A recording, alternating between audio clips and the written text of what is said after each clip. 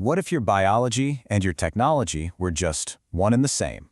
Let's take a journey into a possible future where that's not just science fiction, it's everyday life.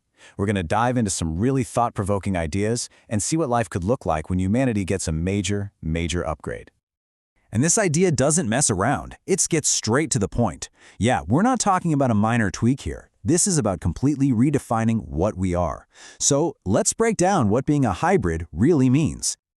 So, what does hybrid actually mean in this world?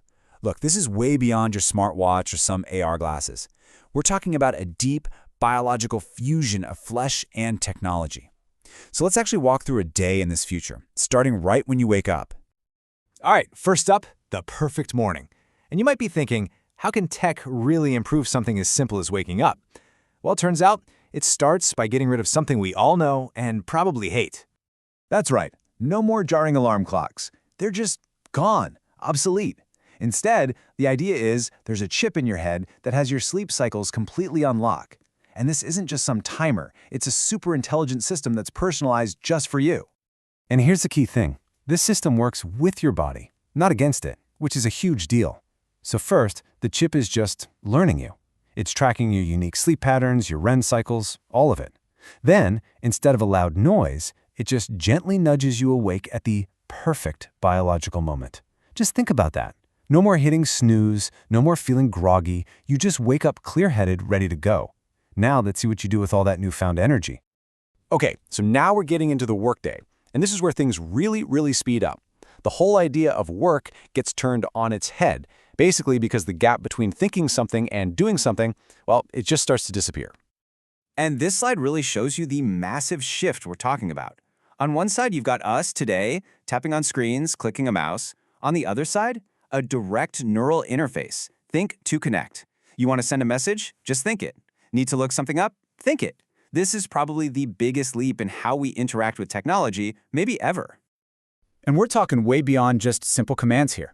Forget your big fancy monitor.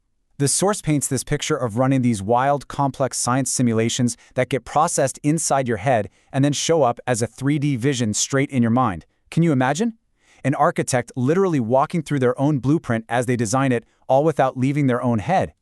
But it's not just about crunching numbers. It's about connecting with people.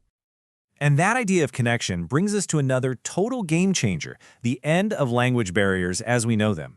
In this future, your thoughts can be auto-translated on the fly. You're just communicating seamlessly with anyone, anywhere. This completely redefines what global teamwork could look like, especially when you're creating something new. Which is just a huge leap, right? I mean, professional work is one thing, but creative work? That's all about sharing feelings, vibes, abstract ideas. And in this hybrid world, that delicate process becomes a direct, mind-to-mind thing. I love how the source describes this. A musician can think of a melody and their bandmates just hear it. Instantly, in their own minds, ready to add their own parts. It's a shared creative space with literally no delay. A silent jam session where ideas are just flowing as fast as you can think them. Okay, so work and creativity are completely transformed. But what about when you clock out?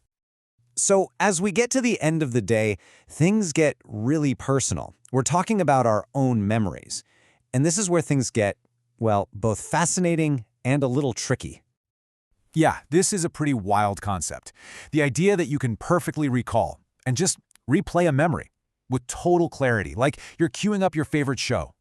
The joy of a first kiss, the pride of graduation, all right there on demand. But of course, that ability brings up a massive question, doesn't it?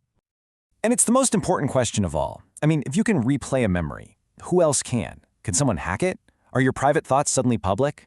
Everything about this future kind of depends on how you answer this. And the source material gives a very clear, very foundational answer. In this new era, the privacy of your mind is sacred. It's the ultimate right. It's not just some feature tacked on at the end. It's the bedrock that the whole thing is built on. So how do they maintain that privacy? Through total, fine-grained control that belongs to you and you alone. You can choose to share a memory, sure, but you decide exactly who sees it. And you can even edit what parts they get to experience. You're the director, the editor, the curator of your own mind, period. Okay, let's pull back for a second and look at the big picture. We've gone through a whole day, from waking up to winding down. So, what does it all mean? What's the takeaway? Well, one thing's for sure, what we've been talking about isn't just another upgrade. This isn't just humanity 2.0. The source is arguing that this is a fundamental, evolutionary shift in what it even means to be human. And that's really the core idea here.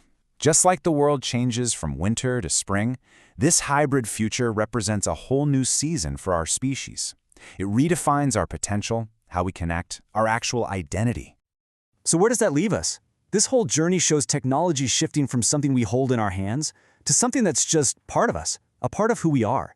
And yeah, it promises this incredible potential, but it also leaves us with a pretty deep question to chew on.